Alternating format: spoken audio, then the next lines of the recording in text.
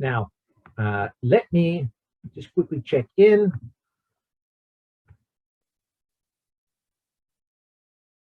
Doc, we have our guest speaker here, guys. Dr. Rebecca Wasson has joined us. Hi, Will. Nice to see you. Thank you so much for taking time off your busy schedule to come and join us. Thank you. I have introduced you to the class, and they are very excited to have you here. So today, as I mentioned to you, we're talking about the global environment, hiring in the global environment. And we specifically just looked at a case study where Manitoba was hiring and looking in the global landscape to hire specific individuals who come to a little town and work there and be happy in that environment. Actually, interestingly, a family they showcased was from Ukraine. So how topical can it get? And just showing how happy they are in that small environment. But then they explained also how the work ethic in the Canadian environment was so poor that reaching out globally and hiring globally have given them a competitive advantage. So that was really, really interesting to watch. But, you know, I don't want to box you in here. Very informal. And maybe we could start off with you just giving some of your background, and then we can just have like a little bit of an organic discussion. Sure, sounds good. I just wanted to say that some of the students, I think from this class, they sent me LinkedIn requests. About an hour ago, I suddenly saw like 7 or 8 LinkedIn requests, and I'm like, oh my God, what's happening, right? I mean, that usually happens when I put out a job ad saying that I'm hiring, and I'm like, did I do something like that? Okay. And then I realized, okay, these guys are from class, and thank you so much for having me, and I'm super excited to be here. So my background is a little varied, you know. I started off as a dentist back home in India. I'm a bachelor's in dental surgery in India. I am not licensed to practice in Canada, but I'd be happy to look at your teeth anytime you want me to. I was thinking to do a big smile when you come on. No, whenever I say dentist, people will show me their teeth. They'll say, what do you think? I'm like, good. It's good, you know. And after that, I did my MBA. I went to the UK. I did my MBA, and I decided I like being with people and talking with people more than looking into their mouths. So I decided to shift from clinical work to management work. And I was working in marketing in India, but always in the healthcare sector. Like I was in different IT companies, but I was in their healthcare departments. And then I got into HR and hospital management and hospital recruitment. And now I've been in Canada for about 7 years now. It's like pretty long. I didn't think I would survive this long in Canada, but here I am. And Toronto is home. Yes, Toronto is home, and I love it here now. And I've been teaching for the last 6 years in Canada in various colleges in the GTA. And I'm very honored now to be a part of Niagara College, Toronto, as your academic coordinator for the HR certificate program. So that's just a little plug in there. If you guys want to talk to the academic team, you can always mail me about any issue with your program. Yeah. Okay, so it's just a little bit of my background. So I have studied and worked in a number of different countries. I also forgot the United Arab Emirates. There is Dubai and Abu Dhabi, and there are more Emirates there. So I have lived and worked there as well. I grew up there in the UAE. Yes. I'm sorry? Did you enjoy working there? In the UAE? Yes. It was great. It was great. I had a lot of friends. It was good. But, you know, their labor laws, we might be discussing this more in today's class. The labor laws are still very regressive. The standards of employment are still very regressive. To give you an example, you know, till not very long ago, employers were allowed to take away the passports of employees and hold on to their passports. Oh, so you haven't finished your work yet. I'm taking your passport? Yeah, I'm taking crazy. your passport. So you can't leave, right? And then the government outlawed this not very long ago. But even recently, I was working in Abu Dhabi in 2015. And we still had this huge locker in the HR department with about 500 passports inside. It was a fireproof locker. Oh, when and you we come had to the work, passports hand in your passports. Wow. And degree certificates as well. We would ask the employees to give an original degree certificate and hold on to that. Wow. I don't even know why. It is just some form of coercion or threat. Coercion, right? exactly. Yeah. You can't just walk away. You cannot protest, etc. So not cool.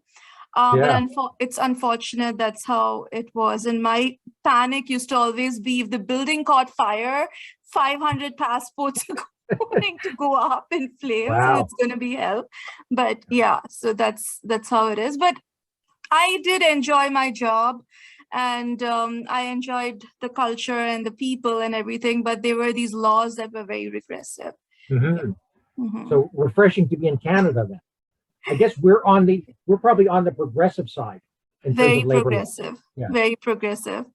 Even compared to our neighbors down south, compared to the US, Canadian law is very progressive. Yes. When we were talking about Canadian labor law, I made a point of pointing out to everyone, it's not the same in the US. It's a completely different setup.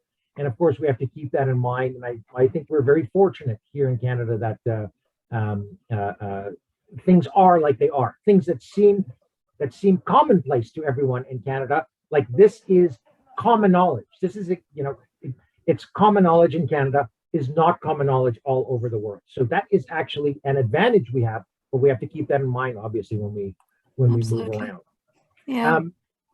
So specifically, one of the things that I mentioned to you before, that when we were talking as a group and we were saying what kind of things we want to explore in HR, a lot of the students brought up, and kind of nervously, that whole thing about, well, how can we move into an HR field where we have to be an expert, and specifically being international, being an immigrant, and then kind of positioning yourself as a Canadian expert. And I thought you're a great role model for them in terms of coming that way. But I thought maybe a good way for us to approach that would be to look at what kind of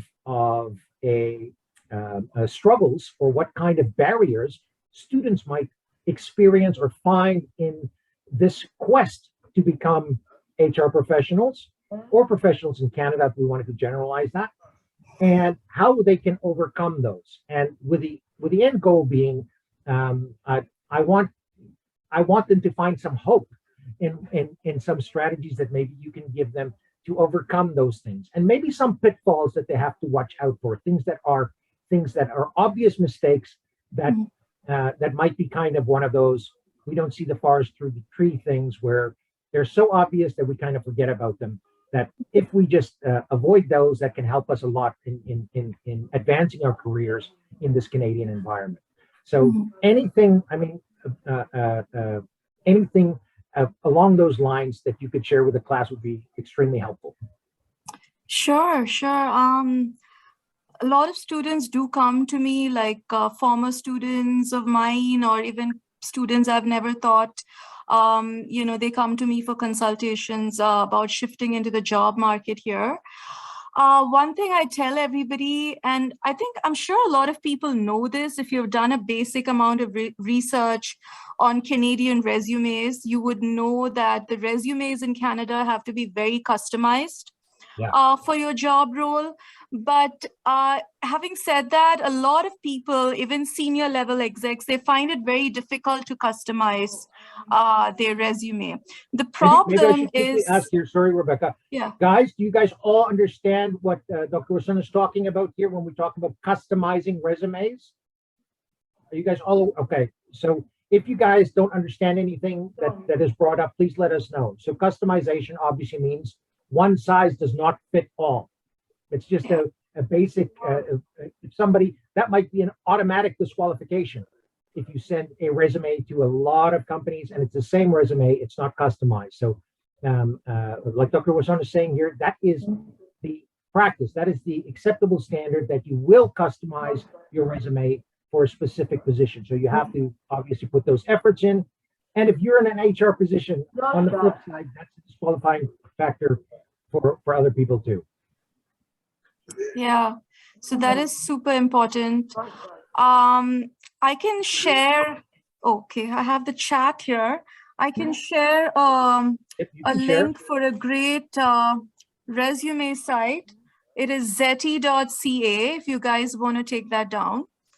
And you can make your resumes there. It's very inexpensive. I think it's, I don't know, $6 a month or something. And you can make your resumes and then you can stop subscribing to the service. So Zeti has got amazing templates for Canadian resumes. And the best thing is that when you put a job title there, for example, if you put HR administrator, right, it's going to give you a lot of points on the sort of jobs that a HR administrator would do. So you can simply copy and paste it onto your resume. Do you get what I'm saying? Instead of thinking too much.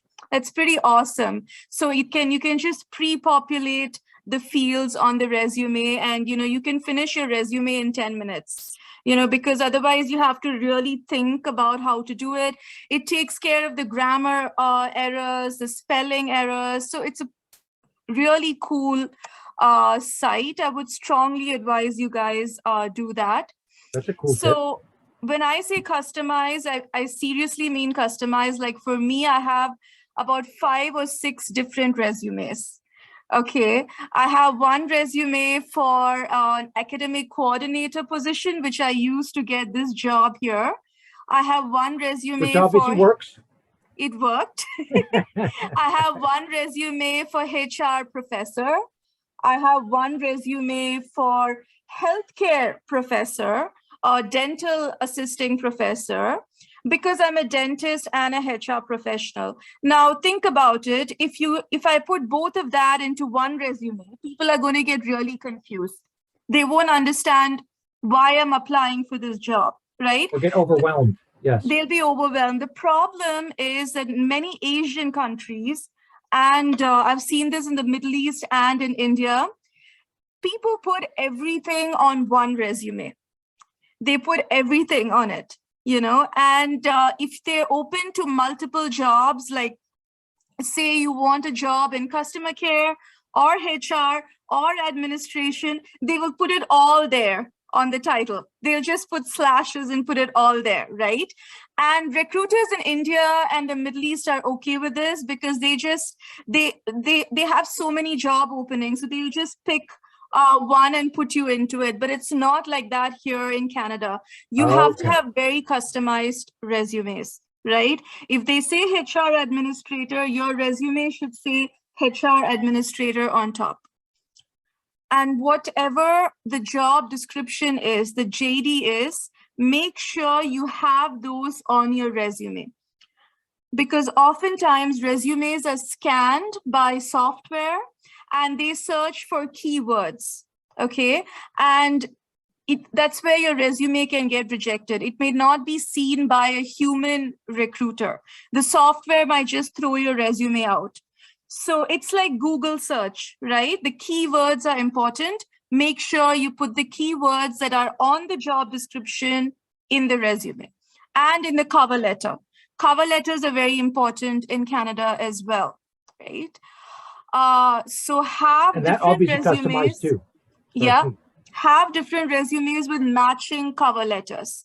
You need to have sets of resumes and cover letters that match, right? Rebecca, could we do kind of like answers while we're talking, or would you prefer to do answers as questions at the end? It's up to you. It's up to you. Today I see you have a question there for Dr. Wasson.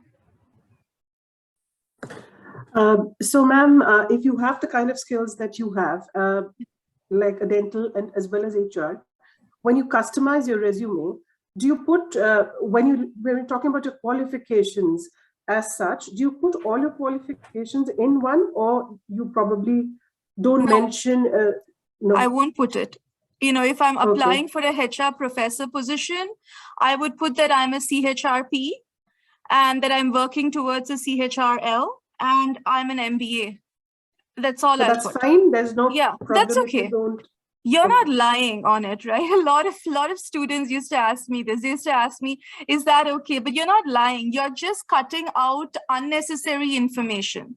The fact that I'm a dentist is not necessary for this HR role that I'm applying for, right? So I'll just cut it out. I mean, if they bring it up in the job interview, if they're going to ask me, what did you do for your undergrad, which is very rare.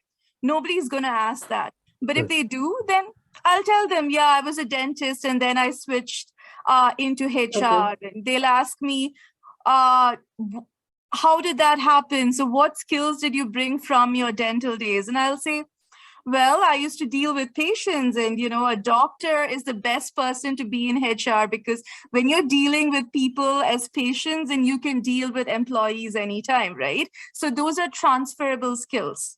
Right. So I would say that in the interview, face to face. Don't put it on the resume because it's very confusing for people. Yeah. That's very, very valuable, because I think what it says obviously is you're removing something that can potentially filter you out. And obviously, while it does make you more interesting, more qualified, it's something that can be discussed at a later stage. So really not muddying the waters, I guess, is a simple way of putting that. Thank you, ma'am. Specifically in an HR field. So I know you were saying specifically HR administrator. Maybe this is something that's helpful for everyone who's interested in moving into an HR field.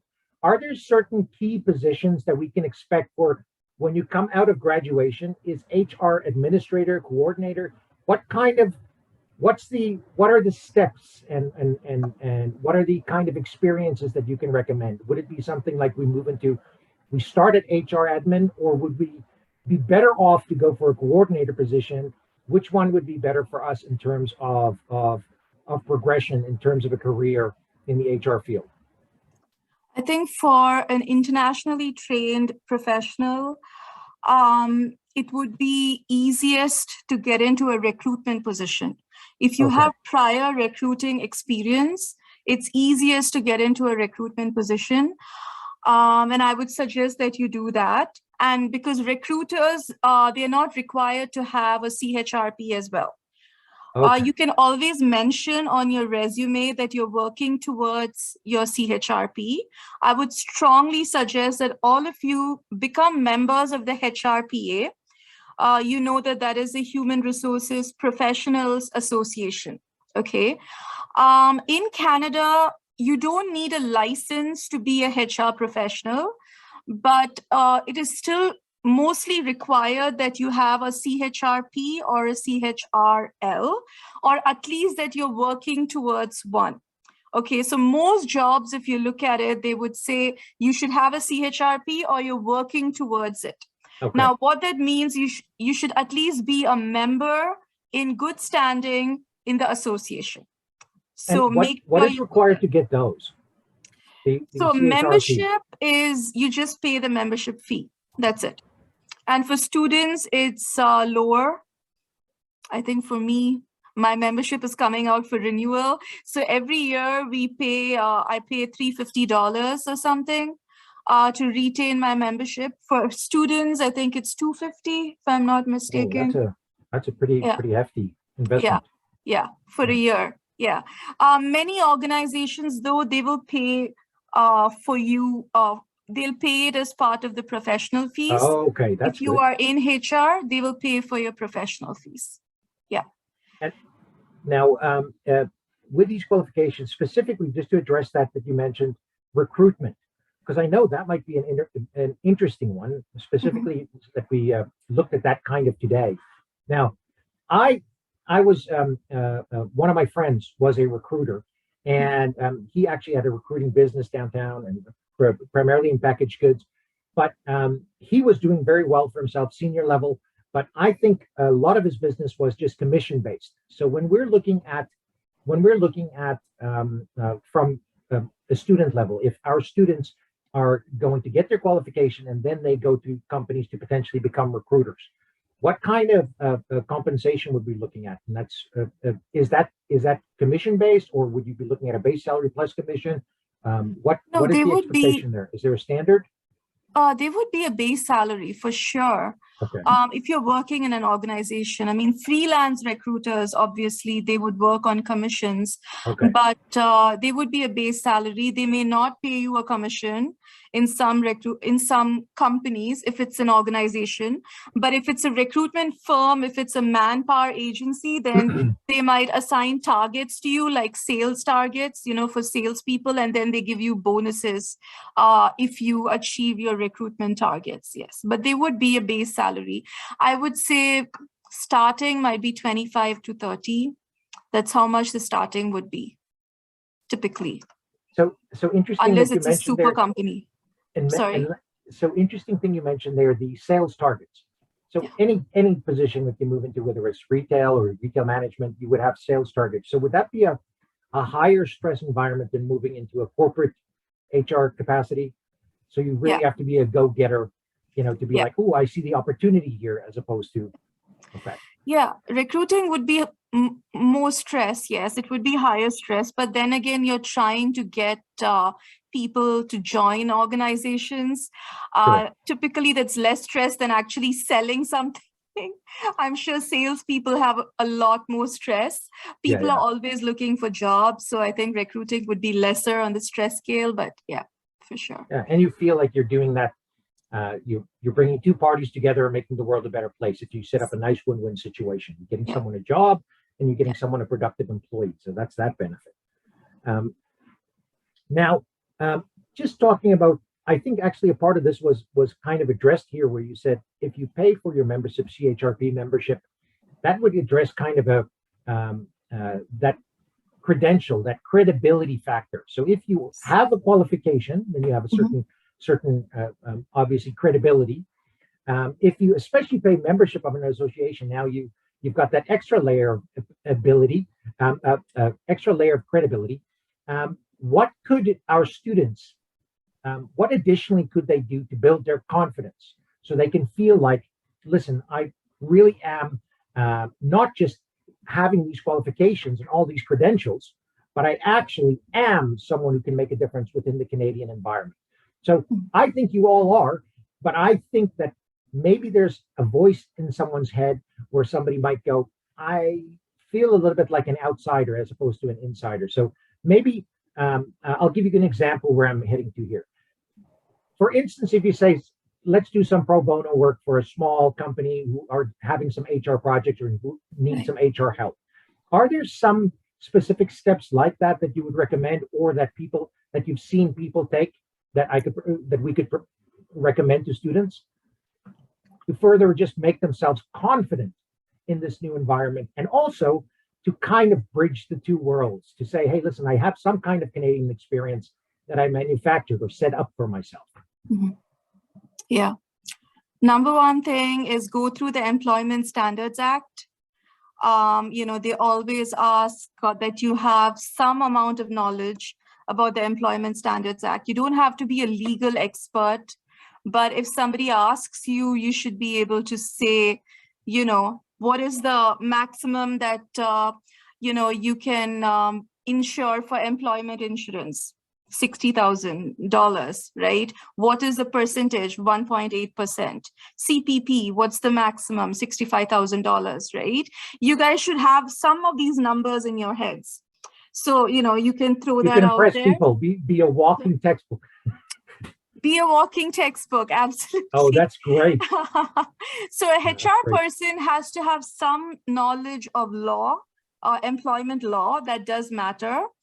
When you do your CHRP, there's a specific component, there's a law exam that you need to pass as well. So you go through the Employment Standards Act. It's not difficult. It's like very simple English.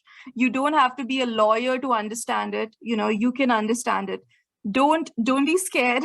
Go through it.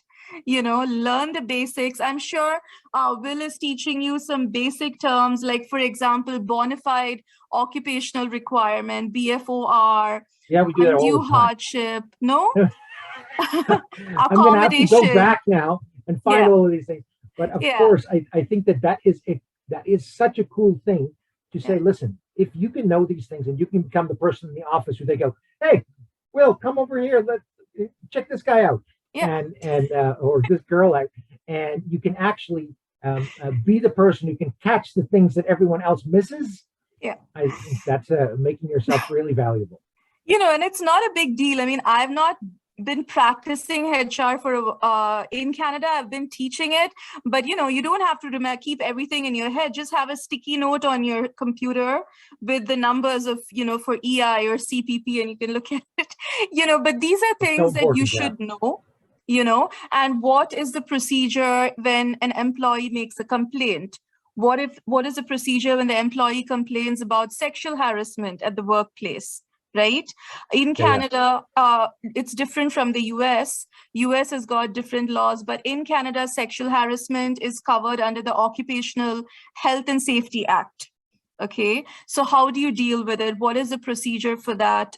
Whenever you join a company as HR, you would obviously go through the HR policy manual, and you will have to learn the laws of the company and the laws of the country. The province, the employee standards laws, and that's where you start as you HR. Go to UAE.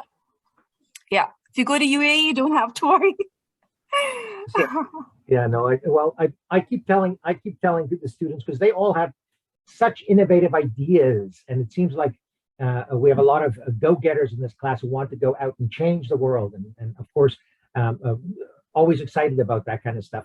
Now, since we're talking about all these changes, and now when we started this class, I asked the class, what do you guys think is going to change with these new regulations? Like with Ontario now saying, oh, we're going to drop everything.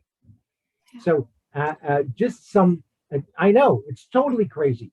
So is just for interest, and I know we're going to have to see how what the fallout of these announcements are, but what are your thoughts on how things are going to change and how that impacts our students and the potential new changes in the HR environment with because we were going on and saying, oh yeah, now everything is moving in this technological direction. We don't know how long COVID is going to take place still, and potentially HR might be online for a long time. Hiring is going to be online, and now suddenly they've just dropped this bomb saying, potentially everyone might be back to the offices now. Yeah.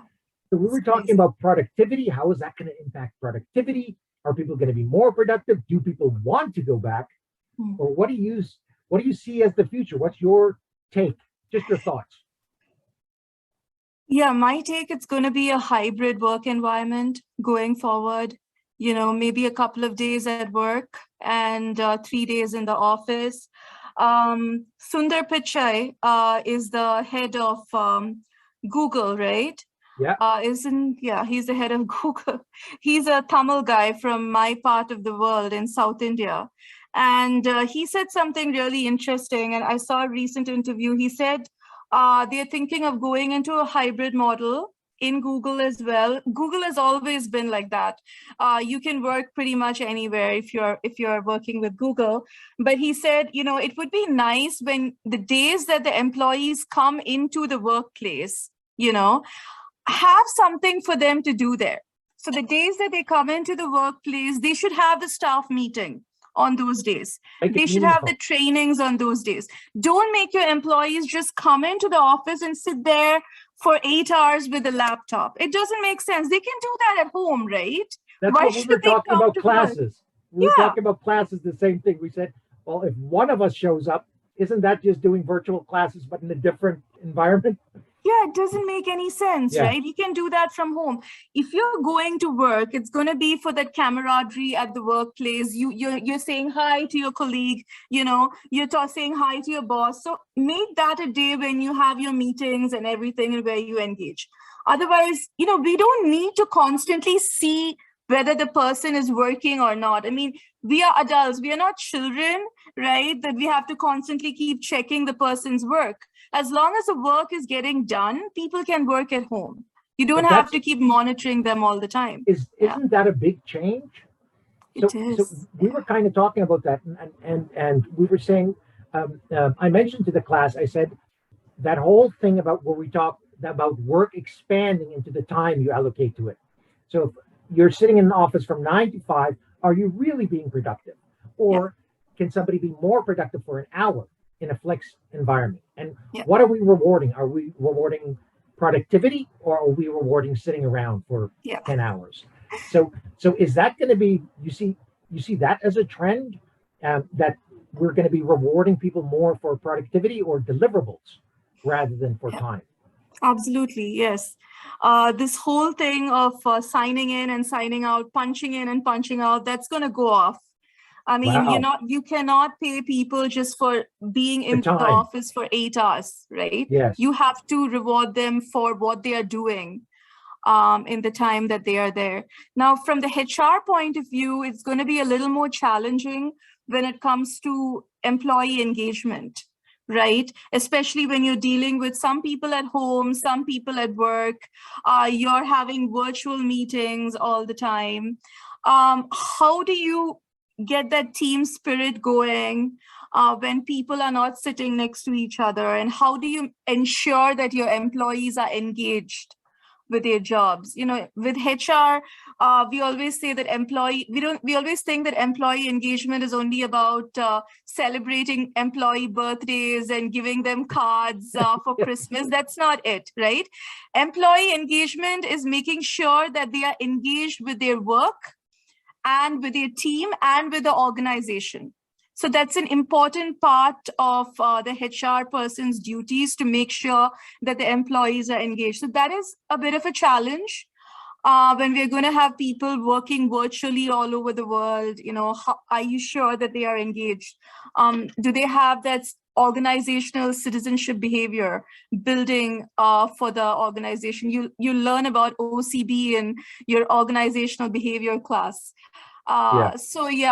So that's a challenge for HR. Because we did this exercise in class where we all said, what are strategies for engaging our employees and our people in the workplace? And many of those strategies are workplace strategies. You guys recall? Most of them were like, you know, even if we had like, let's have a suggestion box, these things were all based in the workplace.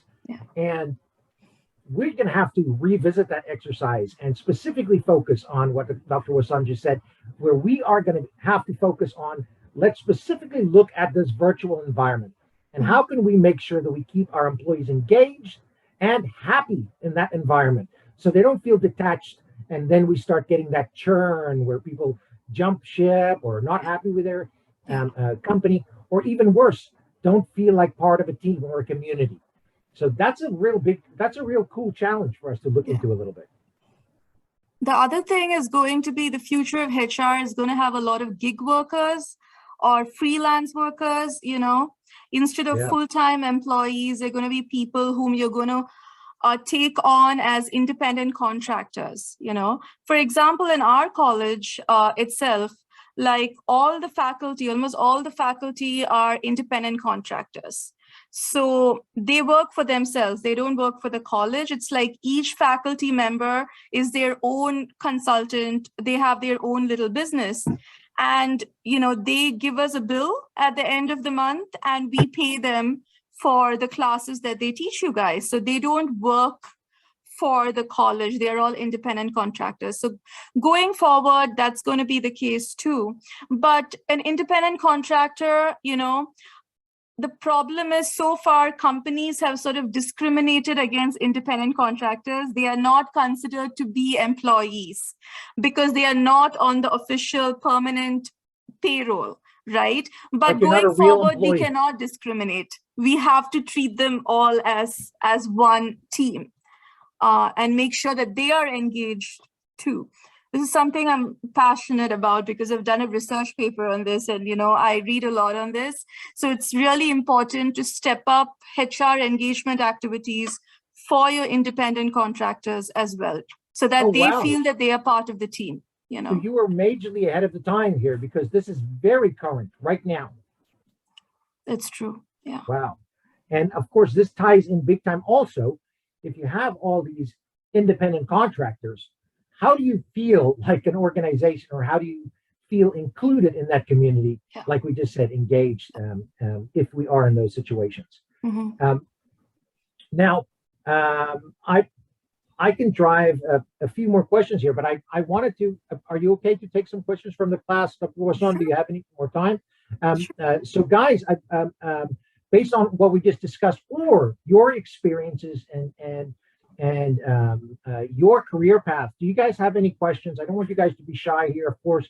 Supportive environment, so there's no wrong questions. Do you guys have any questions? If you guys have a question, just raise your hand so we can, Dr. Wasson can address that for us. Wow. No questions, guys? So there, Sabanam, yeah. Yes, hi. Hi. Well, first of all, thank you for accepting my connection in LinkedIn. Appreciate it. And that was really quick. I live on LinkedIn. Like many people live on Facebook, I live on LinkedIn, yeah. Absolutely. My question is in regards to change in career, as we can see that you have had change in career a lot. So you must have so many experiences. Could you please shed some light on how did you go about it? What were the challenges? And what do we really need to focus? For instance, I have many experience in hotel industries. I've worked my way up to guest relation manager. But now I am planning to change my career to human resources management, of course. So what would be the challenges that I would face, and what are the necessary steps that I need to focus on? If you could shed some light, please. Sure. You would not have a big problem doing that here in Canada, because in Canada, people change their careers more easily. The government itself encourages people to have second careers. You know, if people get laid off from their jobs, for instance, and if there are no jobs in your field, the government gives you grants to study for a second career and to get into that. So people in Canada are more broad-minded in that way. But from my home country, India, for instance, I used to get that question a lot. I used to get, you're a doctor? I mean, why are you in management? Why did you do an MBA? And I used to ask them, you know, there are a lot of tech guys who do MBAs. There are a lot of engineers who do MBAs. Why is it wrong for a doctor to do an MBA? And oddly enough, if you get into the hospital industry, you would see a lot of doctors with MBAs. A lot of doctors. A lot of the senior management in the healthcare industry would be doctors who also have management degrees, right? So that they know what is going on in the clinical side, but they can manage it as well. So for me, I would always answer in the interviews, for example, I would always answer saying transferable skills, as I told you. My go-to response would be, I'm a people person.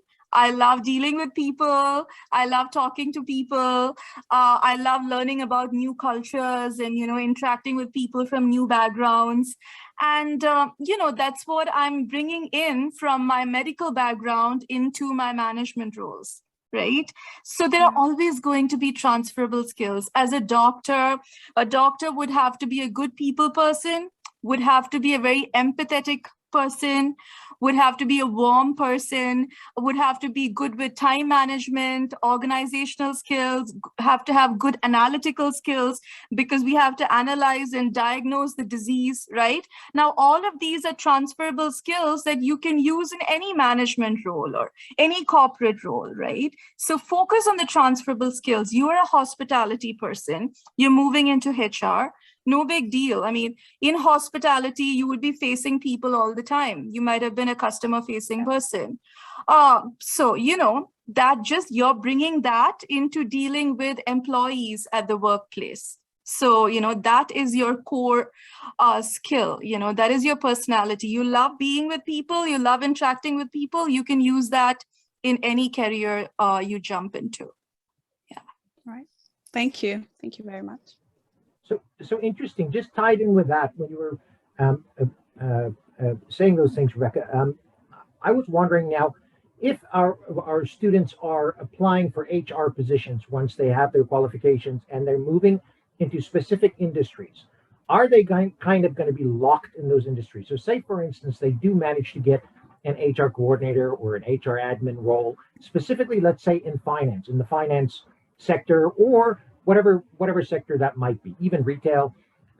If you get kind of into a sector like that, is that kind of limiting, that you're limiting, that you can't move now into finance because you're stuck in retail?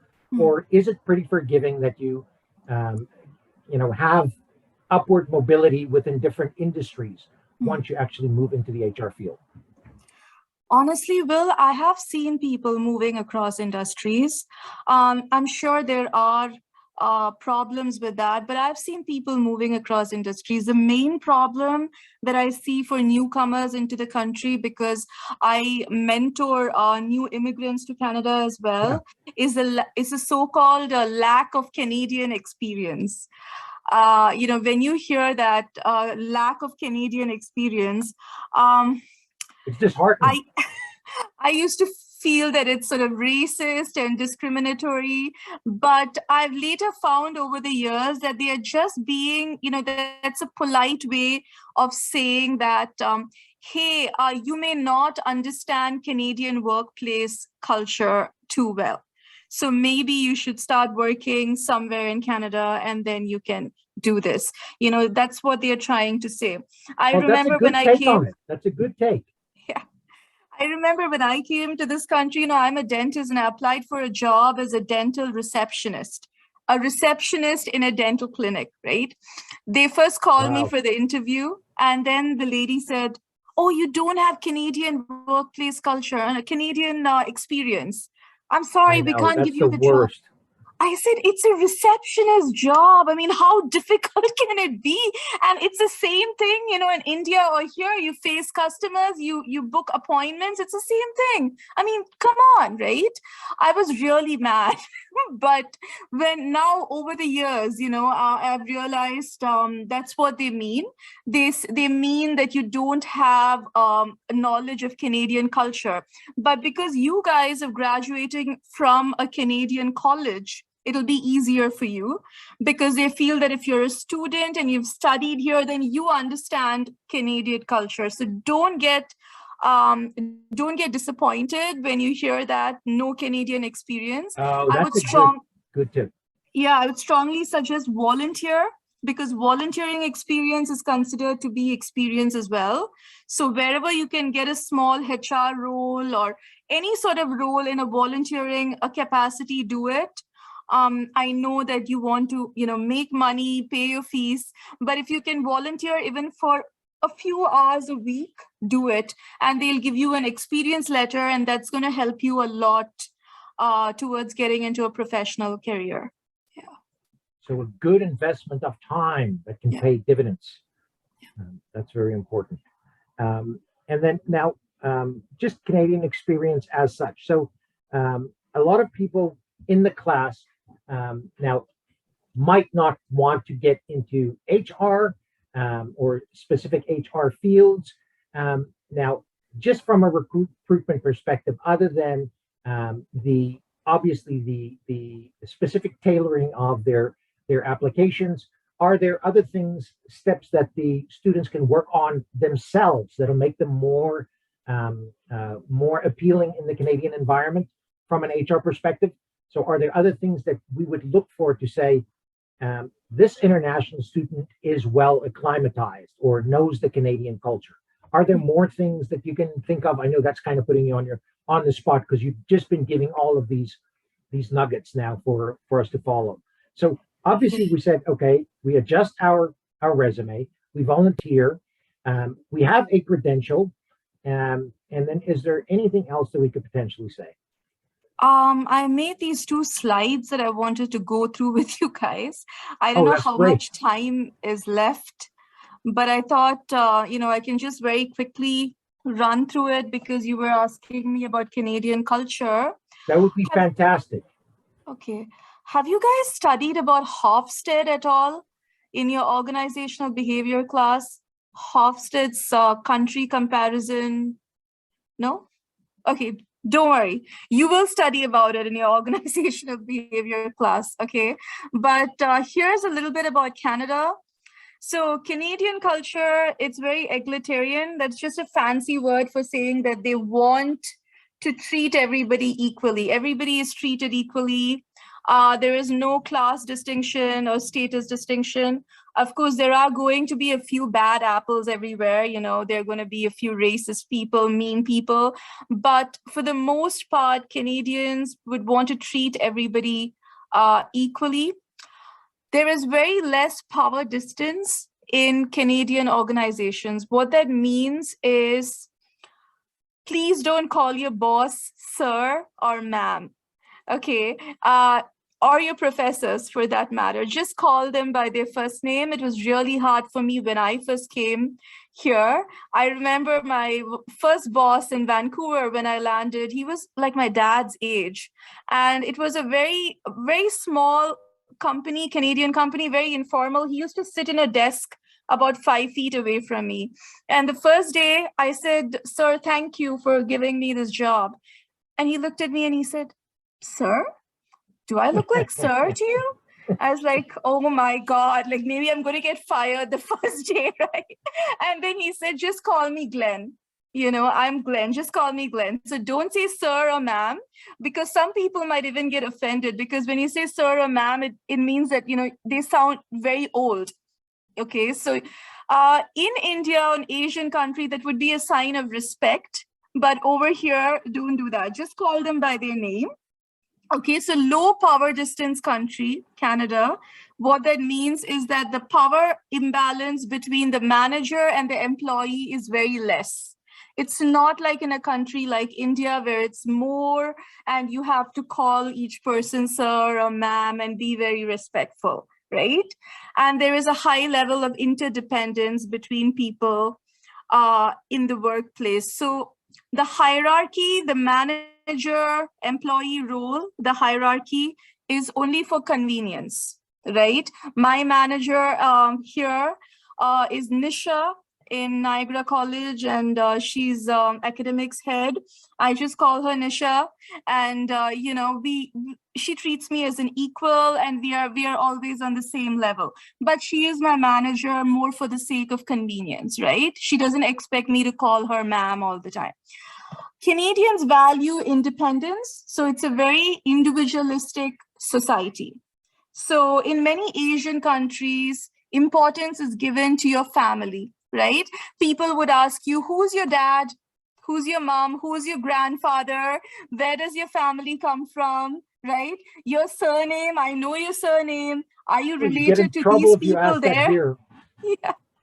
You know, but in Canada, they are more concerned with you as a person and what you can bring to the table. So it's more of an individualistic culture. The US is much more individualistic, but in Canada, they're pretty individualistic as well. Although I would have to say that when you're applying for jobs, if you know somebody in the company, it helps. References help. So if you know someone in the company, you know, go through them when you're applying for a job, make an application, and then tell the person inside, hey, can you refer me if you know the manager or the HR person? That's why it's really important to have a strong network, and LinkedIn is great for this. So have a strong network on LinkedIn so that you get to know people in the company. When you're applying to a particular company, go find out the people who are working there, the managers, the HR professionals, add them, say hi to them. Don't say, hey, can you give me a job on the very first message? Don't do that. They don't like it. Say, hi, it was great to connect with you here. I really like your profile. Thank you for connecting with me. And then build a relationship first. And then you tell them, see, I've applied for this job. Do you think I'm a good candidate for this position? If you think so, can you refer me? Okay, build a bond first. So Canada is individualistic, but referrals work. Sorry, Will, you were saying something? I was saying that's a great tip. I think in some situations, you know, people might feel they're doing the right thing or the brave thing by reaching out and asking for a job. But you absolutely nailed it. Building that relationship is so valuable in the long run that you have to nurture that before you go and have an ask. That whole bank account thing about setting up a relationship and banking before you can do an ask. So that's a very valid point that you have there. Yeah, and then Canada is a more masculine society, so we value success, we value achievement, we value making more money, but not as much as the United States. The United States is a very masculine society. In Canada, we give a lot of importance also to work-life balance, to family, to leisure time. So all of that matters as well. So when we say masculine and feminine, the masculine traits are supposed to be more achievement-oriented, money-oriented, whereas the feminine traits are more about emotions and caring. Canada is in there with a pretty good balance, I think, of both. Canadians are pretty accepting of new ideas, and they always encourage people to express new ideas. The US, in many parts of the US, are pretty traditional still. If you go to the southern parts of the United States, for instance, pretty traditional. Canadians are pretty normative in their thinking. So we have certain norms of how to behave in society. Canadians, we feel that we have to be polite, that we have to treat everybody equally, right? Even if deep down you're a little racist, you are ashamed of the fact that you are racist. You know that it's not a right thing to do. I want to treat everybody well, right? So we have a pretty normative way of thinking, and we have certain things that we consider to be true. And we have faith in that, and we want to respect that. For example, the traditions of Canada, like if you've gone through Remembrance Day, we always remember the veterans in the wars, in the world wars, for instance. We give a lot of respect to our national icons. That's why the recent protests that happened in Ottawa, you know, people were pretty sympathetic till some of the protesters started sort of defacing the monuments in the Parliament buildings. That was not acceptable. Unacceptable behavior. Yeah, because these are considered to be those icons of Canadian tradition that we are really proud of. Canadians are pretty indulgent when it comes to free time. We value free time. After hours, you don't want to entertain any calls. You know, in the weekends, you spend time with your family. Work-life balance is pretty important in Canada. And Canada is a low context culture in terms of communication. It is what we say. We don't really say things in a roundabout way. Even if it's bad news, if your boss is going to tell you that, hey, we are closing down the company, we have to let you go, they are going to say it to you directly. Okay, they are not going to beat around the bush. They're pretty straightforward in their communication, as opposed to many Asian cultures where people sort of, you know, they go about it in a roundabout way. Canadians always try to volunteer. That's a very Canadian thing. Very community oriented. They always try to volunteer, give back to society. You will get another speaker called Deborah Nixon, I think in the next week or so. Deborah is great, and she's always somebody who wants to give back, speak to students and mentor students, etc. Canadians always love to volunteer. Canada values... I told them that you arranged that for them, so thanks a lot for that, Dr. Wasson. That's an amazing. She's great. She's great. And she's got years and years of experience. So you guys should prepare your questions and ask her whatever you want. And she would love to answer. Yeah. Canadians value multiculturalism. I hope you all know that the Canadian national anthem comes in different languages. So if you're Punjabi, we have the Canadian anthem in Punjabi. If you're Tamil, we have it in Tamil. If you're from China, you have it in Mandarin. I think Really? the Canadian, yeah, you can check it out. Check it out on YouTube. That is amazing. So, and of course, French and English. So I think Canadian anthem is the only anthem in the world that comes in different languages.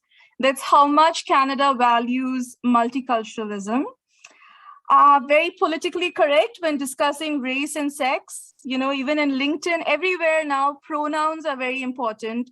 So if somebody says that, you know, they are non-binary, that they, you know, go by they, them pronouns, please respect their pronouns, whether you understand it or not, or whether you like it or not, it's very important. And for HR, I'm in fact going to suggest this to Niagara College, that we have a course on inclusion going forward, inclusion and diversity, because now all companies have departments and managers who deal with inclusion and diversity initiatives. This is a big part of HR. And this is going to be a big part of the future of HR. Great suggestion. And for me, I'd actually like to quickly ask you a quick question. I know we're actually just about out of time. Sure.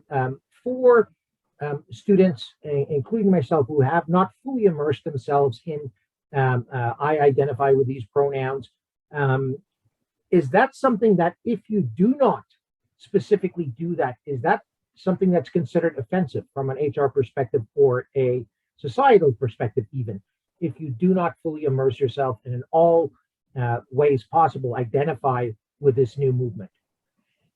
No, if you don't want to put your pronouns there, that's fine. Okay. That's fine. But if you see on LinkedIn, most people who are in management positions, especially HR positions, would put their pronouns there.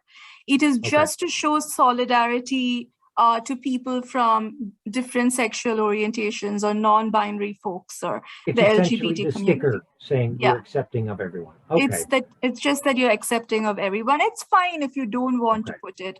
But if they specifically say that they go by these pronouns, try to stick to them. Of course, you can make mistakes, but try to stick to them. Yeah, the others I think are pretty straightforward. I can send you these 2 slides for you guys. And I have some interview questions as well, which many of my students ask for because they say it's really effective in interviews. So I can send you that list of interview questions as well for you guys to work on before your interviews. Yeah. Well, I can't thank you enough, Dr. Wasson, for your time. The class is really privileged to have you here. We're really privileged to have you at the college. This has been fantastic, very informative for me, hopefully for the class. I hope you guys have enjoyed it. And of course, I think there's going to be a lot of follow-up questions after this too. So thank you so much. It's been a blast. Like I said, we're very, very appreciative of your time. And now we're going to quickly jump to get ourselves in order for next week too, that you guys, at least next week, ask a little bit more questions. Woo! But I think we had a lot of content to cover, and you really did that phenomenally. Thank you so much for your time, Dr. Thank you, Bill. Thanks, guys. Please connect on LinkedIn anytime. Bye. Bye-bye. Thank you, ma'am. Thank you, ma'am. Thank you, ma'am. Guys, I wanted to thank you guys for all of you who put your cameras on. I know there was probably not such a lot of questions because we addressed most of those things before, and I think hopefully, I think there's actually a lot of cool stuff that came out here that I think can actually help us, not only in the industry, but also to get jobs. And so when you guys come across someone who is so enthusiastic to connect with you guys as people, and specifically industry and industry peers, who doesn't mind giving advice, being a leader in that area, then you guys, I encourage you guys to always grab at those opportunities, embrace that, because it leads to other opportunities. So next week, I think it's going to be very similar. The lady who is coming, let me just quickly put her name down for you guys just before we leave, so you guys can do a little bit of research to be prepared. Her name is Debra Nixon. I believe she is Dr. Debra Nixon too. I'm just going to put her name in for you guys just before we call it a day here. Yes, it is Dr. Debra Nixon, guys. Let me see if I've got a quick. Okay, she's an HR consultant, industry leader with a PhD in organizational behavior from the University of Toronto. So guys, now I know you guys have already sent me questions, but I did tell Deborah, if there are any additional questions, I will send it to her by tomorrow. So if you guys can do me a favor, just do a little bit of research on her and think about what we discussed today, and then think, is there maybe anything else that you guys would like to ask? So her name is Dr. Debra Nixon. You guys can look her up. So this is literally someone who, if you guys are looking for jobs, you can literally call her up. She is in the recruitment industry. And you can literally call her up and she can help you guys get a job. So there's her name. I just sent it through there. If you guys want to just quickly, before we close the class off, just copy and paste that so you guys can look her up. So for 2 reasons, guys. So we have some context for our class next week, and also so we can best take advantage of this opportunity for next week. So all those questions that you guys have already sent, I have in a list, but anything else you guys will have to send to me by tomorrow morning latest. Good? Have you guys all got this name? And how did you guys enjoy today? Was that a fun class? Yeah? Yes, sir. Yes. Yes, sir. Thank you Yes, guys sir. for all showing up. That means a lot to me. We had a nice full class and you guys were really engaged. That's awesome. So I think you guys had gave a great impression. And of course, that is half the battle. So hopefully next week we do some cool stuff too and set up more networking opportunities for you guys to get you guys along on this road. And who knows, next week might be crazy time with all of these COVID stuff being gone. So we'll see what happens, but we'll stay in touch. So next week, of course, it's going to be the same thing. We're going to be doing a Zoom meeting. But for all of those in the class who wanted to set up a meeting or something, if I am going to be in Toronto, I'll try and set something up if you guys just want to pop in and meet or meet some other students.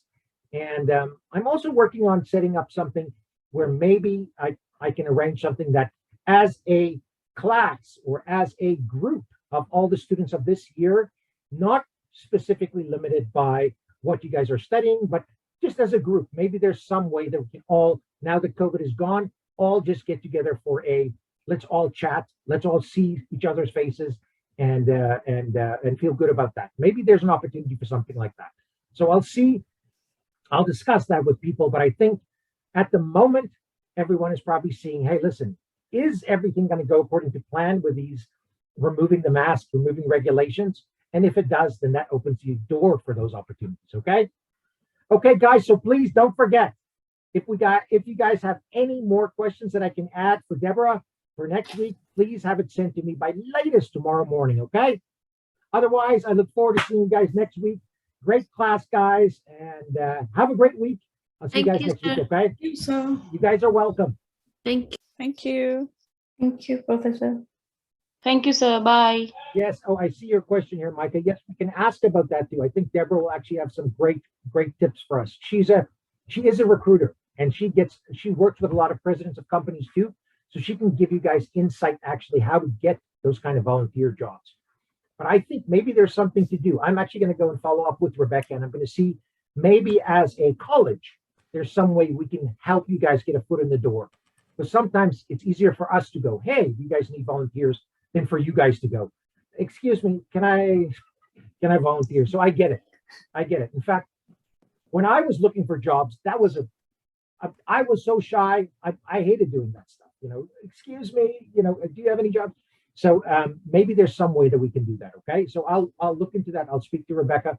And if there is something like that we can do, we'll try and implement it quickly. So you guys can do that, because that's definitely the way to go to do that. The more you guys can position yourselves that all these things that people can say to you, if they can say, well, where's your Canadian experience? If you have some Canadian experience, they can't say that anymore. If they say, where's your qualification? Well, I have this qualification. then they can't say that anymore. So the more you guys prepare yourselves, it's just natural as human beings, the more confident we are going to be. And that sets us up to have a better opportunity to get those jobs we want. So of course, I look into that to see if what we can do. But of course, on your sides, you guys just have to be brave and relentless. Because sometimes just going through those uncomfortable conversations of asking for a volunteer position, that makes you stronger and sets you up for success. So sometimes those uncomfortable conversations, we have to go after them, okay? But I'll see what I can do too. Of course, you guys have my full support on this side too. Okay, guys. Hey, if you guys have a question, remember for Deborah, please by tomorrow morning. Otherwise, look forward to seeing you guys next week, okay? Thank you very much. Thank you, You guys sir. are welcome. Thank See you guys you. soon.